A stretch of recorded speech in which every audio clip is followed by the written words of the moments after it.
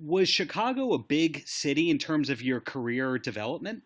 No, I did wrestle a few times for Shimmer. This year was the last time I worked for Shimmer. So no, it didn't have like a super big impact. I was trained in the South, so I was in like Georgia, Alabama, Tennessee, the Carolinas, stuff like that. Well, you're there to celebrate over the next few days, to say the least. How did that whole coming out party come together? So I made my Pride post at the end of Pride Month, and Ross, our publicist, came up to me after I made my post about my girlfriend, Diamante. He actually didn't know that I made that post. He just knew about my Pride post, and he was like, "Hey, I just wanted to know if you'd be interested in like doing some events within the LGBTQ community." And I was like, "Sure." Like he kind of just asked me as a general question, and I was like, "Yeah, I would love that." And then a few minutes later, like after that conversation, he comes back to me. He's like, "You are dating Diamante?" And I was like, "Yes."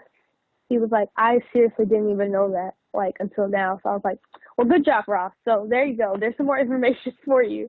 So it just kind of happened the way it did. Like, I think, like, I've stated, like, I feel like everything that's happened since I've started dating Diamante has happened for a reason. Like, I feel like everything has just kind of fallen into place naturally.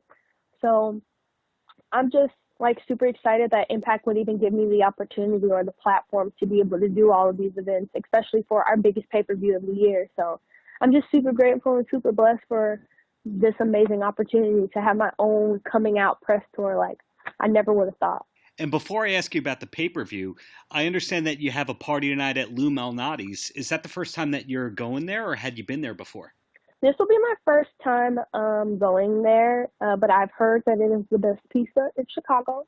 I'm a Giordano's girl because when one of the first times I ever came to Chicago, my idol, Mickey James, actually suggested Giordano's, which is why Giordano's is one of my favorite places, is because I have a lot of good memories there, and their pizza is just the pizza that I tend to go towards the most. But I'm supposedly tasting the best pizza in Chicago tonight, so if it does beat Giordano's, I will tweet about it and let everybody know, because I would like to be the judge of that. And when you came to Impact, you did it in a big way, with initially with a match against Laurel Van Ness, I believe was your first one, and you have Bound for Glory coming up. Can you tell me a little more about Bound for Glory this year?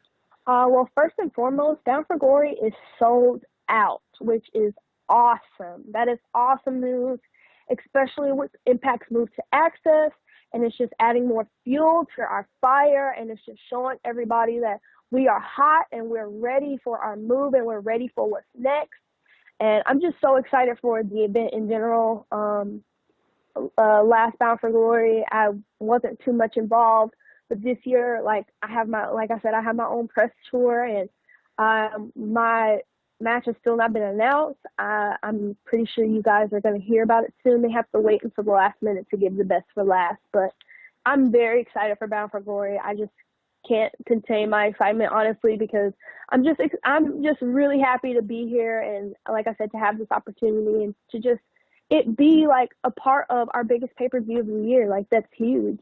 And is there been a biggest or most proudest accomplishment for you so far in your time with Impact? I don't think I can single out a particular moment, only because I've just seen myself grow from every single match that I've had. Like, I could sit and say this has been my best match, but I always had something else to top that, because I continue to grow after every single match. Like, every single match I've gotten better, I've gotten faster, I've gotten more confident, I just feel like I've grown so much that I can't pinpoint a particular moment. I can just pinpoint my growth from being this little girl from Atlanta, Georgia that was excited to be a wrestler, getting signed to Impact fresh off of the Indies in 2017 to almost 3 years later. Here we are, I'm re-signed, and I'm a completely different person. So it's just, I'm really proud of my growth as a performer and as an individual and as a character, and just as a part of the Impact Wrestling roster. And that's the second or third time you've mentioned Atlanta. And Atlanta is historically one of the most important cities in the history of professional wrestling. When I spoke to the comedian George Wallace, it came up when I asked him if he was a wrestling fan. He said, "I'm from Atlanta. Of course I like wrestling." Was that your experience growing up, that everyone watched wrestling? I think growing up, definitely, like all of my friends, like in middle school, which is when I really got into wrestling, they, a lot of people would like ask me all the time, like random people in my school would ask me, am I related to Hulk Hogan? Because my last name is really Hogan. So it was definitely a big part of like my childhood growing up, and a lot of my friends watched wrestling. But as I got older, it kind of died out, and I was one of the ones that stuck with it. So it was definitely a huge part. And then when I started wrestling and became familiar with the Indies, I actually realized how big it was in Georgia, like in the South in general. It's still such a like hot commodity in some aspects. Like people in the South just love wrestling, and they love yelling at people, and they love like getting emotional and getting into it. I think people in the South just really love the emotion of wrestling. Of course. And right outside of Atlanta in Smyrna is the DDP Yoga Performance Center. Is that a place you've ever had the chance to visit? I actually have not, and I think it's weird. One, because I haven't been and I live in Georgia, but also because, like, I would love to go. I'm just never home. Like, I literally live out of suitcases most of the time. It's rare that I'm home. Like, so to just have time off and be able to go, that would be awesome. But I definitely want to check it out at some point when I do have time. A lot of people who enter wrestling are going to use it as a springboard to be an actor or a singer or a dancer, because obviously if you're already in shape and you're charismatic and can be on camera, you can really do anything in entertainment. Do you have any kinds of aspirations, or really do you hope to wrestle the next 20, 30 years? Before I even got into wrestling, at 14 in middle school, I told my best friend I wanted to be a wrestler. But that was something I stated out loud. And that was something that was just always in the forefront of my mind. Like, I want to be a wrestler. And I was determined to be a wrestler. Like, I was determined to do just that, to be a wrestler. Like, I always thought about the theatrics of wrestling, which I really like. Of course, like, getting into acting and commercials and whatever else would be awesome.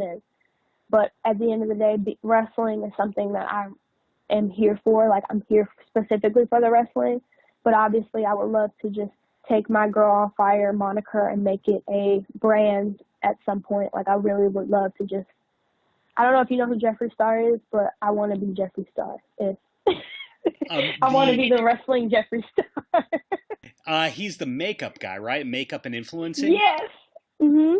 Well, got it. So there is a business mindset behind it all. So ultimately, you just said that, and I was about to ask you, is there anything that you wish more people knew about you in general besides you being a great wrestler? Is that it, that you want to be the next Jeffree Star? Well, I love makeup in general. Like, all my friends, my coworkers, my knockouts, I literally do some of the knockouts makeup. Like, all my friends know I am obsessed with makeup. So makeup, artistry is something I'm really into, and I would love to create my own makeup line one day like Jeffree Star. I just love that Jeffree Star, like I said, he's such like, he took his name and made it into a brand. Like, he made it into a money-making business. Like, he literally just made his name into a business, and I would love to do that because I see so much more than just the Girl on Fire being a moniker. I picture it as a multi-million-dollar brand one day. So in closing, any last words for the kids? Just be confident, have courage, be brave, be true to yourself, and be happy. At the end of the day, happiness and truth will get you the best sleep at night, because hiding, being in fear, being afraid, it stresses you out, and, it's unnecessary stress. So just be confident and don't be afraid. Just take risks, because we have one life to live, and we have to live it to the fullest with no regret.